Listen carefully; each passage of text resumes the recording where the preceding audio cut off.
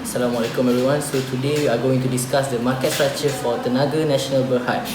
So TNB is the firm that we chose because market structure for TNB is monopoly, but we are going to figure out more about this particular company.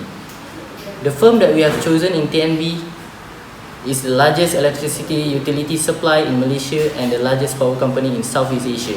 It generates, transmits and distributes electric supply to households and factories with different tariff rates. TNB is listed on the main board of Bursa Malaysia and it is equipped with more than 33,500 employees and almost 7 million ringgit worth of asset. TNB has powered our nation with electricity for over a decade. TNB was formed in 1990 by the Electricity Supply Successor Company Act 1990 and has been serving 8.3 million until this day. Today, TNB continues to foster social development and economic growth in Malaysia. Moving on, I would like to explain briefly about TNB. The type of market structure for TNB is monopoly. Firm exists as a single firm who produces goods and service with no close substitute.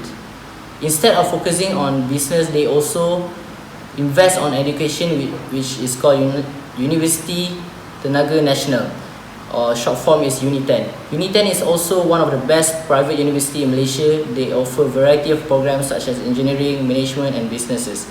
As you all know, TNB is a power company that has been in Malaysia for 20 consecutive years, which is a very long time.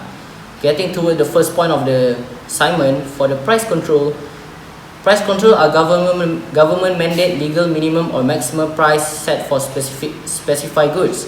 They are usually implemented as to direct economy intervention to manage the affordability of certain good. Because of its monopoly company, it has fully control over price of its own product, and also the company has no competition. However, the company has monitored closely by the government of Malaysia. I would like to emphasize that this company is heavily by the government of Malaysia. Moving on to the next point, I would like to talk about the graph that's been used to resemble the company in Tenaga Nasional Berhad. So, what is the demand shape of TNB? The demand shape, as you can see from the first graph, the demand shape is actually downward sloping, because the law of demand says that when the price goes up, the quantity demanded go down. Because of the TNB is the only producer, so the demand for TNB is equal for the demand for the whole market. Alright, moving on to the next point, regarding the condition to re-enter the market, because of the company have no competition, they lack collusion between firms. Tenaga Nasional Berhad also have a small share market in the company, and the product also differs from others. Besides that, to become a monopoly company, a company must gain license from the government, and this is what Tenaga Nasional Berhad did. They gained the license from the government of Malaysia. Next point is the efficiency of the company. The company is not that efficient because Tenaga Nasional Berhad can produce more, but they choose not to. Therefore, in microeconomics, the demand is equals to price, P, which is greater than MR. Okay. So for Tenaga Nasional Berhad, there are three possible short-run income. Number one is supernormal, number two is normal, and the third one is a subnormal.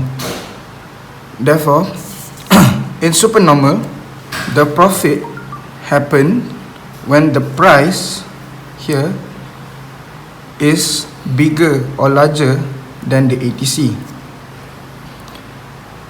In normal profit, the price is actually equal to the ATC. For subnormal profit, it only happens when the ATC is larger than the price.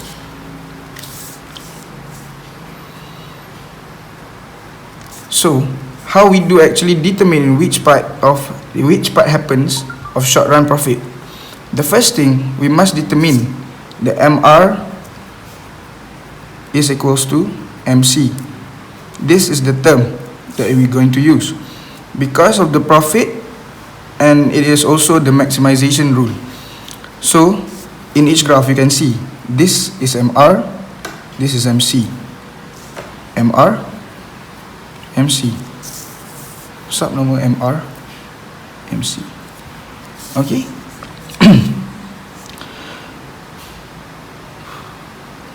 Because this is a monopoly, so MR is less than the demand. We found that intersection of MR and MC, we can look for the quantity. This is the equilibrium quantity, the maximum quantity that the company can produce. Then we look at the curve. We look at the curve in which the ATC at the point. So this is where when the demand for the supernormal profit, we can see when the price is above the ATC, so this particular area is actually the profit made by TNB.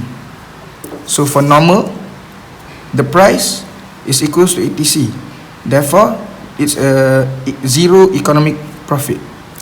And for subnormal profit, we can see that the demand ATC is higher than the price. So what actually occurs is that they are producing loss.